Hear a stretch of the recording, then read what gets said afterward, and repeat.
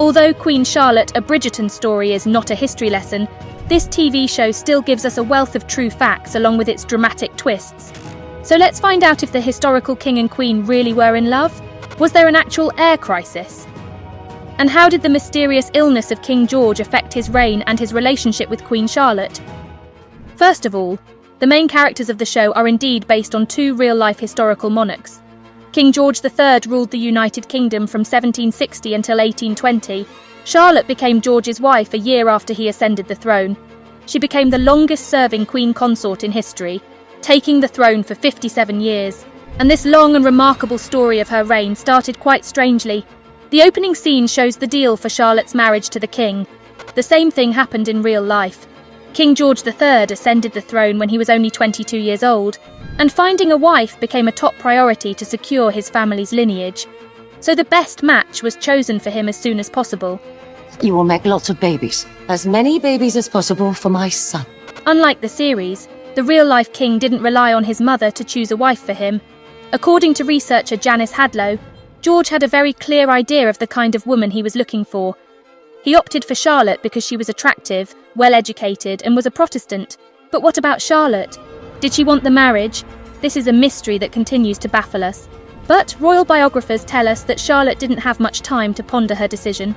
The future queen consort arrived in England on September 8, 1761, and she and the king got married on the same day. Yes, the Bridgerton filmmakers didn't actually make that up. Charlotte really did only have 6 hours to prepare for the wedding after an exhausting trip from her native Germany. One more eyebrow-raising fact about the beginning of their romance: the couple actually met for the first time in the garden near the palace. Hello, my lady.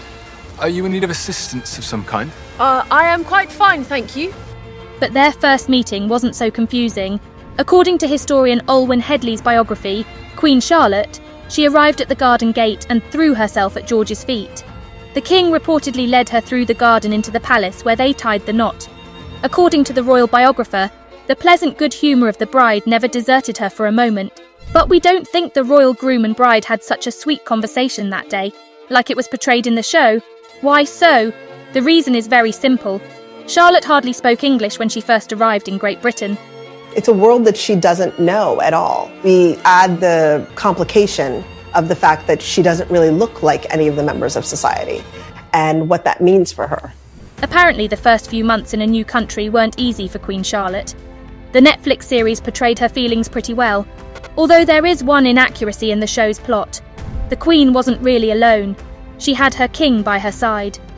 According to the monarch's biography, both George III and Charlotte lived in Kew Palace from day one of their marriage. The king was the young 17-year-old queen's shoulder to lean on. He helped his wife get used to her life in a new country by teaching her English and showing her around. Very soon, the spouses found out they had a lot in common. First of all, they were both passionate about music, and according to historic data, they would often watch plays and concerts together. The two even formed a music duet. Charlotte played the harpsichord and George picked up her rhythm on the flute. Remember that scene where Charlotte and her ladies-in-waiting were enjoying music? A child named Mozart. Where is he from? Well, that's straight from the history books. Early in her reign, Queen Charlotte discovered an 8-year-old Mozart and invited him to perform in London. The scenes in the orangery were also based on fact. Apparently, Queen Charlotte enjoyed botany so much, she had a few orangeries on the palace grounds so she could pick her own oranges. As we could see in the Bridgerton spin-off, her husband was also a nature lover. I'm quite the farmer. Probably would be a farmer if I were not already occupied. That's a slice of history too. George wasn't a typical king, interested in a lavish lifestyle or shiny jewels. Instead, he enjoyed wheat and potato cultivation. Even his pseudonym, Farmer George, was transposed into the series from real life. We didn't see it in the show, but Charlotte supported her husband in his hobby. They spent most of their free time at their farm outside of London. All these shared passions brought Queen Charlotte and King George closer together. Their letters show how much they cared for each other. I have this instant been made very happy with your very affectionate and kind letter, for which I want words to express both my joy and happiness. But I can say with great truth that my pen cannot express the feeling my heart most deeply feels. King George was one of the few kings who reportedly didn't have mistresses throughout his life. He showered his wife with gifts and organised romantic dates for her. We saw one of these sweet gestures in the Netflix show. That is the gift from the king, Your Majesty. But what is it? I think it is a dog, Your Majesty. No. That is a deformed bunny. However, it wasn't exactly true. The 18th century monarch had a passion for Pomeranians since her early years. She brought 2 of them, named Phoebe and Mercury, with her to England. She bred the dogs and kept them as near constant companions for all of her life. There are rumours that the Queen made Pomeranians popular in high society. And that wasn't the only trend she set.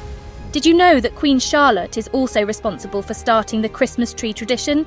She was the first one to decorate and light a Christmas tree in the UK, bringing that custom from her native Germany.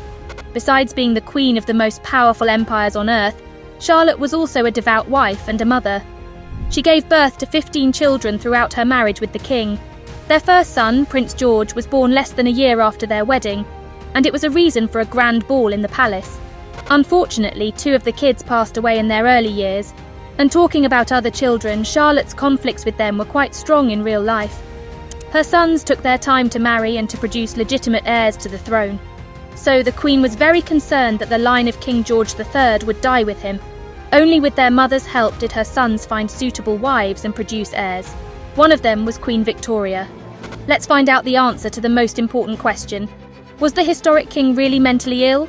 In the show, the fight with the unknown disease takes up a huge part of George's life. It almost destroys his reputation as a monarch and his marriage to Charlotte. Well, here's where reality differs from the show.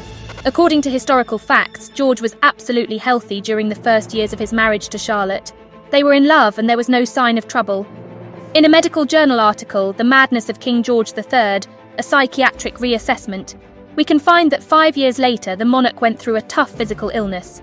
After that, he started to experience some signs of depression, but despite this, he stayed strong and kept his spirits high for a long time. Only as King George grew older, nearing his 50th birthday, did his mental state get much worse. The king's physician, Robert Willis, noted down some of his symptoms. Sometimes King George would see things that weren't there or start talking in a way that didn't make any sense. One night, as shown in the series, King George was found naked in a confused state, not knowing where he was or what he was doing. This scene was also based on notes from George's doctor. Of course, Charlotte suffered with George. The Queen, just like in the show, stood by her husband through this difficult time and tried to help him in every way she could. George's physician, Dr. John Munro, was also real. He was the head of London's famed Bethlehem Asylum for the mentally ill and consulted on the king's illness for several years. But the methods he used to treat the king were quite scary. Almost every horrific scene we saw in the show was done to George, from straitjackets to arsenic powder skin treatments and purging. He also regularly had to take ice-cold baths, fast and isolate himself. Queen Charlotte was really worried about these treatments. So she did what on-screen Charlotte did, fired the doctor and found another specialist to look after her husband. Unfortunately, despite all the best treatments of that time and the unwavering love and support from Queen Charlotte, King George's health didn't improve. So at some point, the king had to be isolated from his family. He lived the last few years of his life in different places and reportedly didn't see his wife and children before his death.